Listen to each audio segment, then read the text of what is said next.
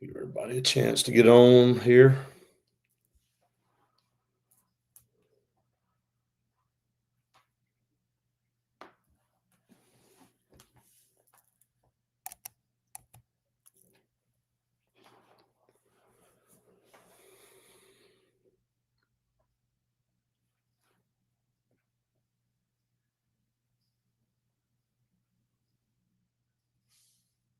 Let's see, let's share this. Start getting somebody.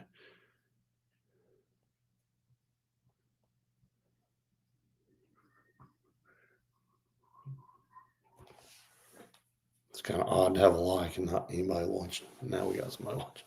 I think it's me.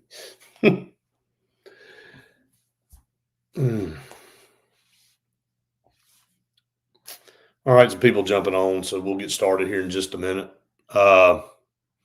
Maybe we should do pre-games. Hey, they're not all bad. The last few not been bad. This one wasn't very fun. So but anyway, we will chat up this game. 96-92, Alabama wins. Auburn really led for majority of the game through. I mean, I can't remember. I tweeted it out. I'd have to go back and look at what I did there during the game. But just a lot of things to kind of go through here in this game. And it was a really good start for Auburn. I really felt like that, they had Alabama kind of where they wanted them, playing the style of game they wanted, and, had the lead at half. But for the most part, the threes came alive for Alabama. That was the difference in the game. I don't really know else. Again, we can talk about a lot of specific points, but I texted you, Faith, and, at half or at one point in time, Alabama they just weren't shooting the ball well from outside, and it was really the difference. And then LeBaron Philon got going, and he had 3 or 4 massive threes, either with a guy in his face or at crucial times that on possessions where if Auburn could have gotten a stop, you would have felt like they could have grabbed hold of the game. So Tubb said he bets Tahad makes more on FanDuel betting on himself than NIL. Just a bizarre bizarre game from him. He had 4 points at half and ended up as the leading scorer for Auburn. And we'll go through the box score and look at that. What stood out to you? You were on the floor. It was jam-packed down there. I will make one analysis. Neville Arena isn't what it used to be. And when several of us were up there talking about it, there were a lot of empty seats in this I in the was arena. shocked at how many empty seats there Well, were. it's because there are a lot of corporate people buying tickets and not showing up. And literally, I had a couple of guys telling me up there that really when the name switched from Auburn Arena to Neville and everything kind of went corporate, it just feels different. And I didn't say that. This was people talking to me up there, but it used to be just at a fever pace and a fever pitch in that arena from tip to the end of the game. And there's just a lot of dead air in there. Like, really, the crowd didn't get into the game until Auburn got behind. Mm-hmm. And I tweeted that out at whatever point. I think Auburn had cut it to like 2 or 1 after they had led pretty much the whole time. When Alabama took that lead, then it was like everybody woke up. Yeah, it was tough seeing how many open seats there were for how big of a game this always is every year, every sport. It doesn't matter. It's like it's always a big game. And I was shocked that there were plenty of open seats. And, I guess what stood out to me the most would probably be how shallow the bench is, how many guys were played and how long they were played. And, probably just not having it together when it needed to be, I guess. That's kind of all you can say. Let me go back and kind of recap a little bit of this. At 14:06, Alabama tied the game. At 54, they'd been fighting uphill. Auburn had really kind of had, a 4-6, 8-point lead at times. actually ran it up to 10. 11, I think, at one Yeah, they point. did have a 10-point lead, and Alabama made back-to-back threes and cut it to 4. I do remember that, and I tweeted that out. That was with Auburn had built a 10-point lead with 2:30 to go in the first half, and then Alabama came back and hit back-to-back threes and cut it to 36-32.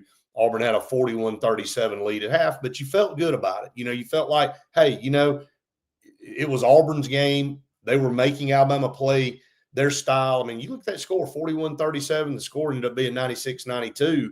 Yeah. Alabama came to life hitting three-pointers. That's where the difference is. We'll go through the box score, but that's really it. Yeah, they were making shots that they needed to when they needed to, and Auburn was not able to defend them. And they definitely weren't making shots when they needed to. Auburn trailed 71-70 with 7:56 to go in the game. Auburn at that point had 3 guys with 17 points. They had Todd, KO, and Hall, all with 17 points. And there was a smattering of calls in this game. I don't know that there was anything just massively terrible, but there were a couple of times that Auburn, a call could have gone either way, and it just didn't go Auburn's way. And that's not why the game – I don't want to even go down that path. That's not even what it was. Did Bediako have an impact on this game? He absolutely did. He had 12 points in this game, didn't miss a field goal, was a big presence inside. How many rebounds did he end up with, Faith? Only 3. But, again, a big presence inside that and I tweeted out, the loudest to me the arena was the entire day was when Alabama was leading 80-79 with under 4 minutes. Auburn had cut that thing back, and Philon really was the one responsible at that point, had 23 points. And Alabama ended up, I don't know what was their total threes. They had hit 12 with 2:21 to go in the game. They 12 of 23. Okay, so that was the last one. Mm-hmm. They just they had 12 threes and had run that lead up to 87-81. And Murph comes down, hits a 3. That was huge. They needed that. 1:45 to go in the game, cut it to 89-86. Then a big stop there with LeBaron Philon. It should have been a travel. Yep. Didn't get called, but a shot clock violation. Auburn had an empty possession, and Alabama came back and with 43 seconds, just basically had to go to the free throw line and make free throws, and they did.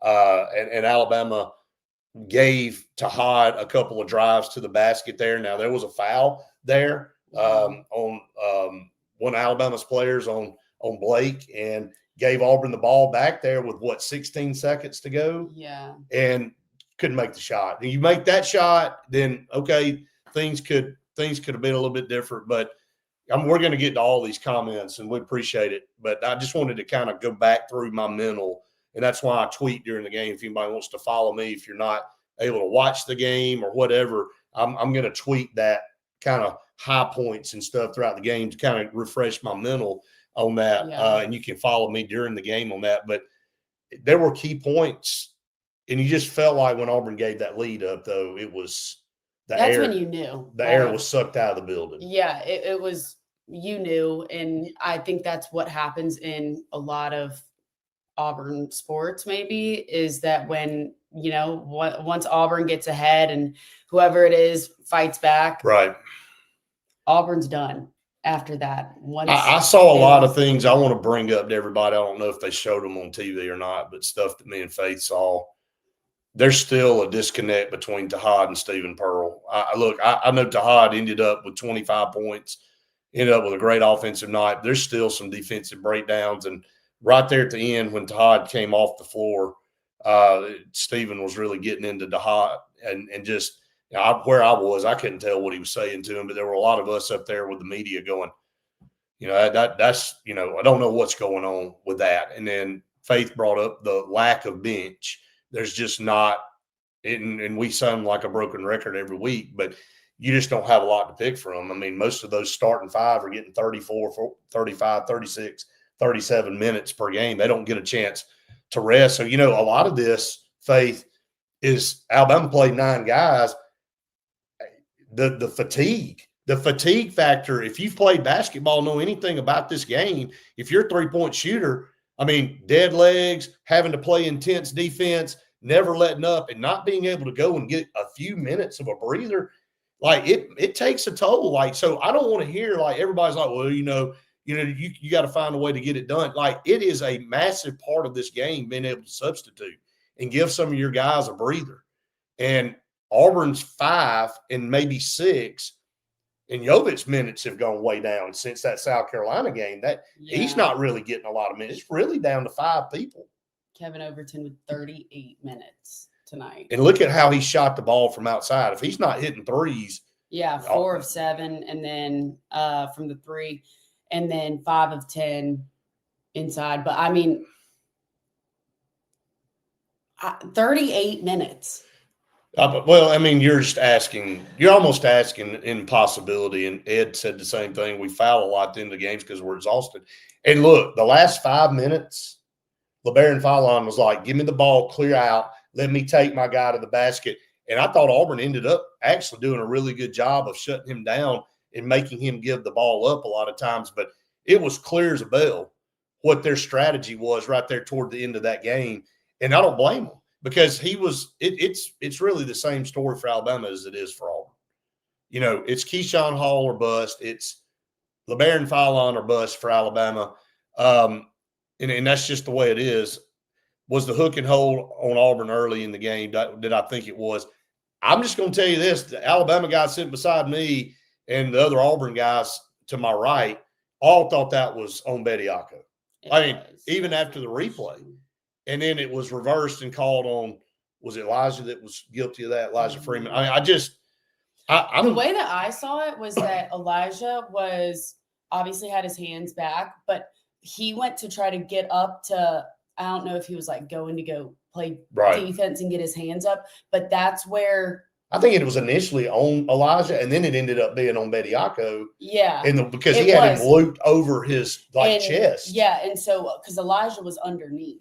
And then he ended up curling his wrist. Right. Bediako ended up curling his wrist under him. And then that's where it was I don't get it. Tubbs brings up a good point. We had a week to get ready. Alabama, played, Florida and A&M and then came to us to get a win. That's a big deal. That was a massive win for Alabama and one that Auburn's going to look back on now. And you look at these standings and you got to defend home floor. And we know this in every sport in this league. But, the Texas A&M game, the 16-point blown lead there, I want to pull up I know there's games going on right now, but I do want to look at where we are in this thing now that we are at 5-5 in league play. We said 10-8 is what we thought could be. Shane said same crap, different game. I just think, man, guys, I'm just going to be brutally honest with everybody. Stephen Pearl playing 5-6 guys. I don't know what else to tell you. The fact that you demand the kind of defensive intensity. Now, we're lazy a lot of times during the game.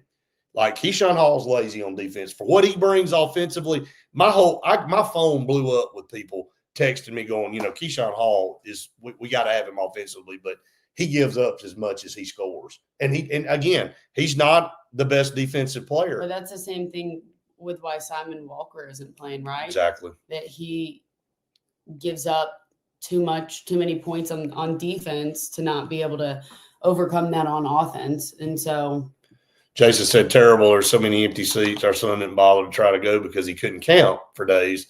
Then all the seats aren't filled. Look, Jason, you're right, man. And I can't tell you how many people up there told me the same thing, that it's disgusting that you got people standing around in standing room only paying God knows what on StubHub to get in that arena.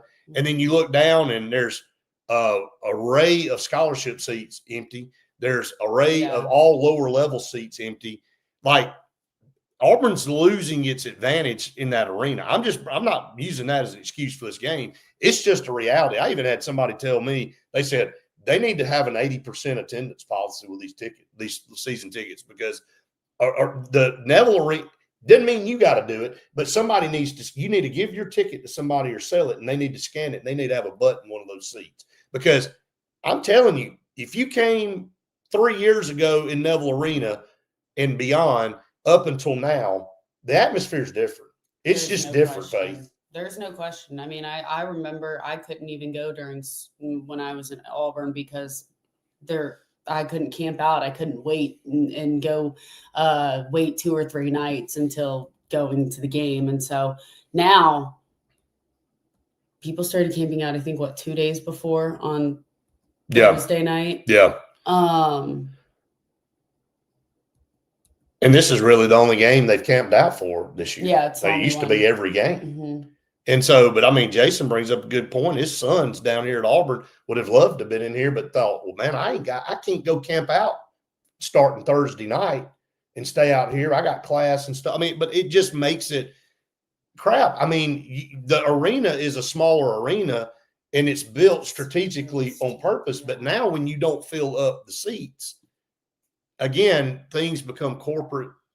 And that's fine. You got to have money to build a program. I know all this. I get all that. I'm not trying to go down that rabbit hole right now, but I'm saying it affects the way that your home environment. It does. Like when everybody's like, if you took, I don't know how many empty seats there were, but if you put all of those seats in one section or two sections, you would go, if you just looked at it from that standpoint, you go, man, there's a lot of empty seats in this building. Well, here's the thing, because I was literally having to stand taking photos and stuff because there were so many media people.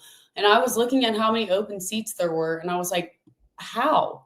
I have to stand right now taking photos. Can I just sit in one of those seats? Like, that's why I was looking at the seats. Well, Bama Willie said, did they turn any students away? I don't know, but when they get to a certain point in that area where they are, they can't let them any more in because there's nowhere for them to stand or sit. So I don't know if they turned any away to this game, but I don't know, because they used to have us all go in we had that front doors, right, and then you would go down to get into the jungle or whatever, and everybody else had to go into standing room. Now you don't see students standing. I'm not sure if students can stand still, but that's what it was like 3 years ago and stuff. Well, and then they had last year, I think they had the different queues or whatever, the different quads. The quads and the that you could, let in a certain amount, and then you had to get a wristband and all this kind of stuff. I don't know what's going on out there. But anyway, to me, it just is a unfortunate situation that you have really 5-6 guys that you're relying on. This bench is really hurting this team. I mean, Auburn was able to score 92 points. The stats weren't terrible. We look at this game. Wait, talking about the bench, though, when Tahad went down and he was holding his leg because he either got stepped on by Bediako. Yeah, but he got kneed in the shin or something like that, too, at one point, and was going down holding his leg. I mean, you take Tahad out from his 34 minutes. I mean, what are you going to do there? Because who's going to fill in for him? I mean, if you don't have another guard that you're letting come in with Tahad, there's no answer there. Yeah. Gave up 59 points in the second half as opposed to 37. When you look down at the box score, again, you're just not playing many people. I mean, you got 5, and then you had Jovic with 13 minutes and Elijah with 16. That's really your only choice. Your only contribution. They only contributed 7 points off the bench. But I mean, I hear what you're saying, Chad. I don't think that's the case at Auburn right now. I don't think that there's bad attendance because Auburn's losing games. What we're saying, the games are sold out. That's not what we're talking about. The games are sold out, and people that want tickets want to get in the arena, and people with tickets aren't showing up. That's the problem. And the other problem is it's so freaking expensive that your average fan can't go and pay that money to go and attend because they don't have that kind of money. Right. So, I mean, you're right. I mean, people stop coming to games because you start losing, but the games are sold out. the problem is that somebody with look at the Auburn's football program. Right. Show up. Yeah, no they matter show what. up. But there's what my point is there are a lot of people that want to come in there and fill those seats that would love to have the opportunity to do it. And I know there's not a perfect world on this, so that's it. It's a shame that you can't get more students in there. It's a shame that you. Yeah, but even when they were paying the high prices because they were winning when Bruce Pearl was there, when you and I went last year with that team, the atmosphere is still so different because you don't have the average typical fan going there and attending and cheering and standing up. It's like a wine and cheese party. Yes, I mean, I hate to be that way, but it's like a wine and cheese social event. Yeah, that's why people are selling their tickets, and the people that can afford them are going, and they don't care as much. Maybe it was a business thing. Yeah, they got it's corporate stuff, and I'm not dissing them. I know how the real world works. I'm just saying that it's affected the environment. Now, again, it is what it is. I don't have an answer for that. Auburn did try to stop people from buying season tickets and putting them on StubHub, trying to trip. They tried to do something with that. Coming into this year because they were recognizing, and I know, but now it's okay just not to show up. And I understand a Wednesday night game at 8:00 tip or 9:00 tip when people have to go to work. Yeah, I understand. Hey, but you know what? There's probably somebody. If you can't go, there's probably somebody in Auburn, or there's probably somebody that you could transfer your tickets to, whether you want them to pay for them or not. But say, look, I can't actually make it to the game, but somebody needs to go sit in my seat. So it's the same thing when you were a student for football. If you bought season tickets or, tickets for football and you didn't scan your tickets and actually go in and attend, you would get penalty points and then you wouldn't be able to buy tickets next year. That's kind of what they're trying to do, with this, and kind of what they were trying to implement. But anyway, Mr. Albee said, I'd love to go, but like Faye said, it's high, it's too high. I mean, I'm not paying $400 to stand up, and you have to go on there and StubHub and do that. But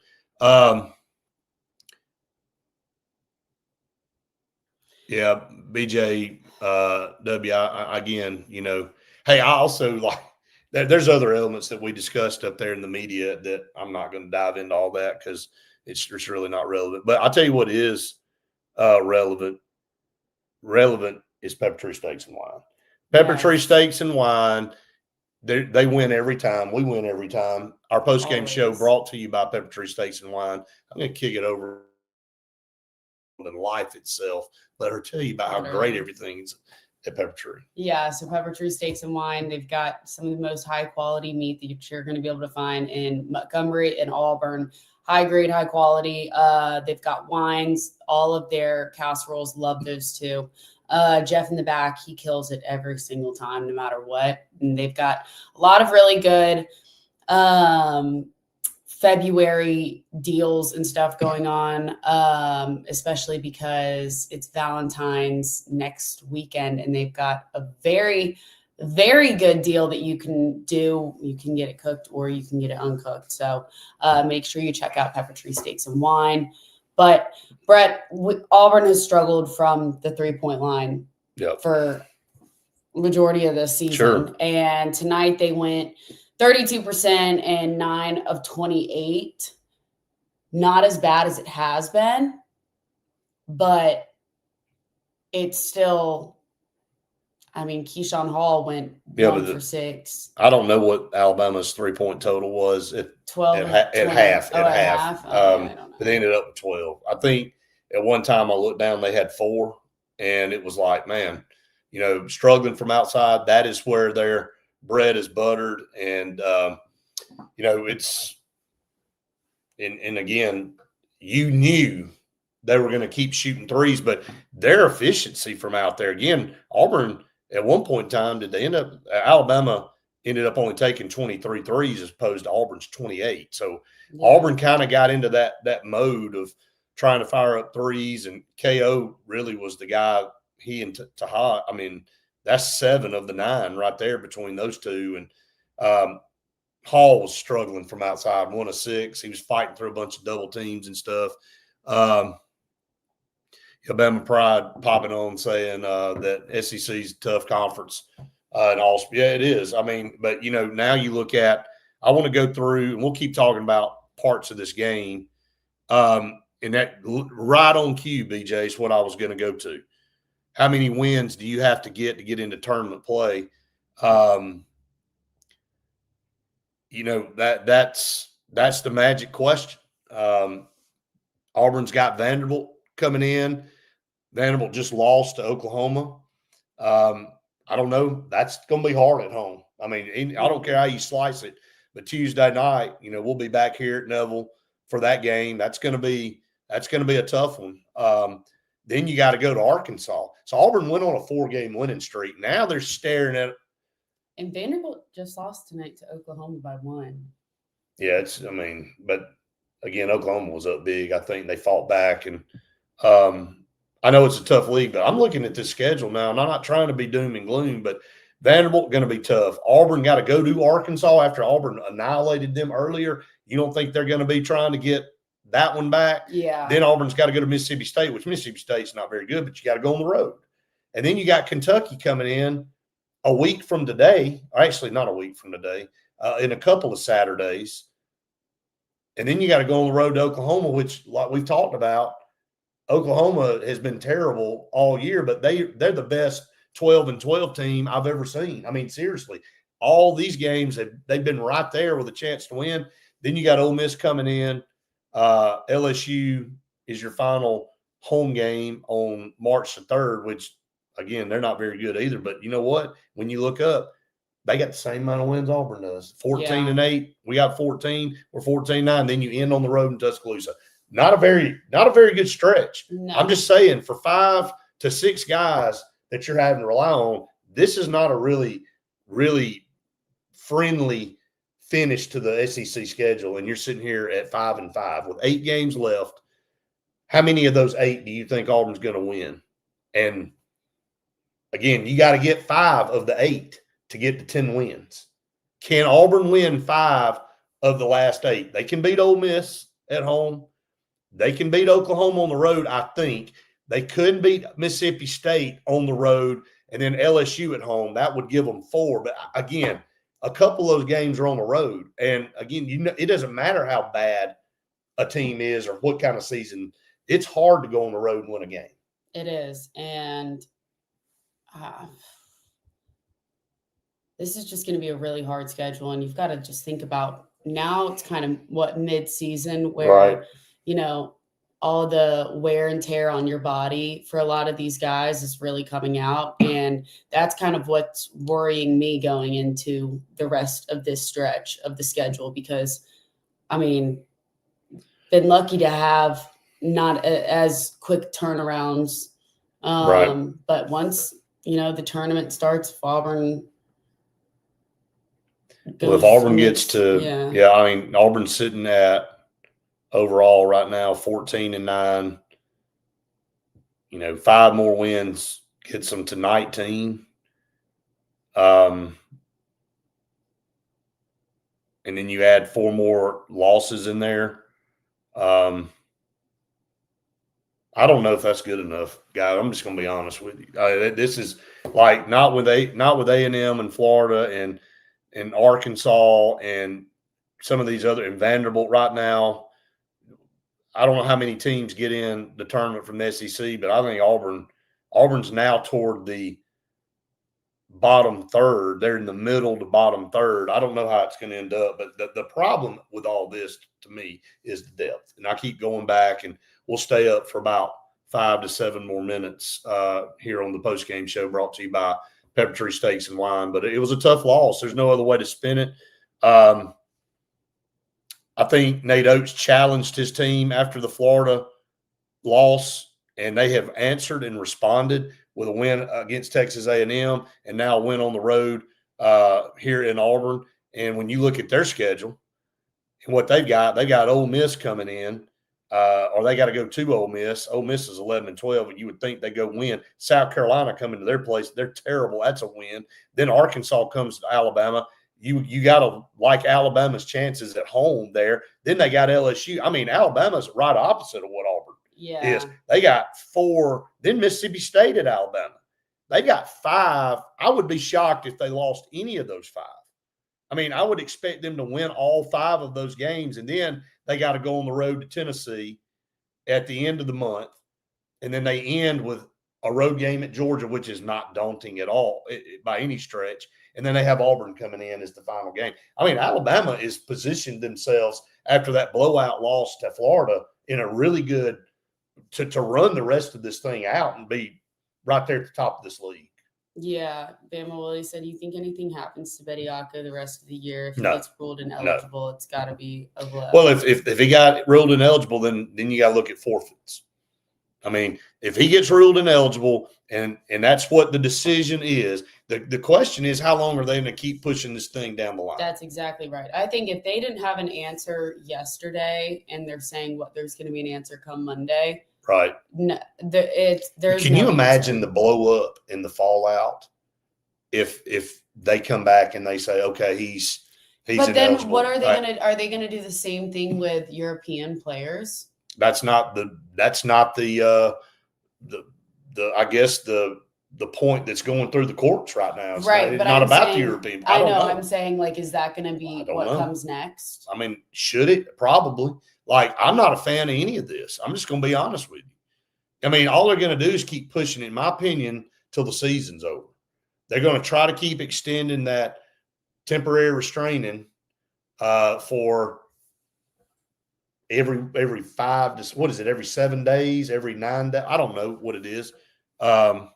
So had Bediako not, played, that would have been. The point of the rule is not it's declaring to go pro and then retracting that. Like, there's a rule for saying when you do that, you give up your amateur status and your eligibility in college, but that's what they're challenging. And so it has nothing to do with, like, I hear the argument from people with the European deal, but that's not the spirit of what's going on here. And you can say, well, that's not what it is. It is what it is. That's what's being challenged in the court of law right now, is the rule where you declare to go to the NBA draft, make yourself eligible. You're technically supposed to be done with college. Right. So then they issue this injunction to allow him to play temporarily as they try to navigate all this stuff. And you know how it's all going to end up being. So he's going to be just fine. Like, they're not going to do anything. Yep. So that's exactly what – you said it maybe better than I did, Bama Willie, but that's kind of where I was going with it. So, all right, PepperTree Steaks and Wine, our great sponsor here on the Postgame show and everything else that we're part of. We really appreciate them so very much. Yes, very, very much. Kathy, Paula, Jeff, everyone. Love all of them. Yeah, I didn't see that, Jeff. I don't see how they're not going to be in unless they win a bunch of games and they get they find Bediako ineligible and they forfeit those games. So, you know what's crazy that I just thought about? What is it? We were saying that Auburn had a good game in the first half. They did. Right? Okay, that's when Tahad did not show face. Yeah. And then in the second half, where he kind of went off towards the end, and he got up to that 25. He ended up with 25. Keyshawn had 24. And that's where everything started to fall off. So to me, you know what that kind of says? It's showing that if he's supposed to be the leader on the team, that when he goes and steps up into place, that everything falls apart. Yeah, I just think that even to go with that, I just think this team was worn down. I do. I just think on the defensive side in the last 5 minutes. How could you not be? Yeah, last 5 minutes. 38 minutes for Kevin Overton. And, he only had 3 personal fouls. So. Right. Well, I wish it was on better terms today, everybody. I know that you got some Bammers on there watching, so congrats to you guys for coming in and pulling that off. Look, this is what happened last year. This is the second year in a row Alabama's come into Auburn, so maybe Auburn can return the favor at the end of the season. Going to Coleman, they did that last year in a matchup between number 1 versus number 2. So it'll be interesting to see. Yeah. But anyway, appreciate everybody that tunes us in. And again, we'll be back with you on Monday for our podcast. So a lot to digest there. We'll have a lot more to bring you again. Yeah, that's a good question. We said that. What has happened to Philip Jovic's minutes?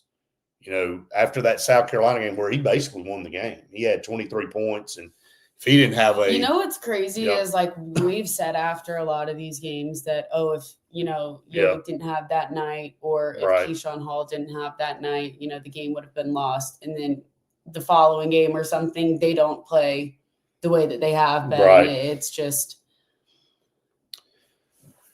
Yep. I don't know. We're not able to see what Stephen is saying because we've opted to do this for you guys rather than to go, because it would, they're probably still in there. And so we'll be able to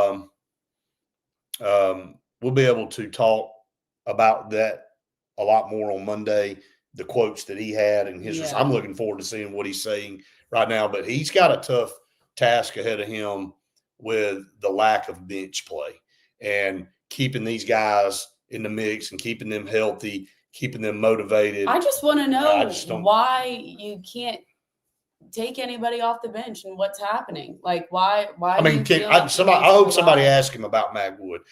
We need to know about Bashir. Are they going to have any opportunity to come back and contribute at all? I don't know. Is Simon Walker not going to get back in a game at all? And is really your only option outside of Elijah Freeman and Philip Jovic, Blake Musalek? And I don't know. And he's got the same stat line every time. 5 minutes, no points, no anything. It's not a cut on him, but that's what you're relying on is what you're called. I don't even count that. That doesn't count. So you're playing 7 people. And of the other 2, you're getting maybe 12, 13 minutes out of each one of them, if you're fortunate. It's almost like you feel like I can't take any of those other 5. I cannot believe we're playing with 5 guys, man. Seriously. Like we're having to rely on 5 people to get 37, 38 minutes a game. But it is what it is. So, all right. Anything else? PepperTree Steaks and Wine. Yes. Again, make sure you check out all of their February deals that they have. So thank you again, Paula, Kathy, and Jeff. We love y'all. Absolutely. Can't do it without them. Just a great sponsor, and appreciate all of you that tuned us in. Make sure you go out there and hit subscribe to our YouTube channel. We're over 15,000 now. Went over that mark this week, and we are so appreciate. Hey, thanks for everybody that came up to us at the game today, and said hi, and a lot of different things. So we appreciate all of you out there that recognize what we're doing, and we're going to keep providing you the best content we know how to do. So, all right, Faith, I'm going to let you send us out here on a Saturday. Hope everyone has the best rest of your weekend. Absolutely. And we will see you Monday morning for the Auburn Blitz.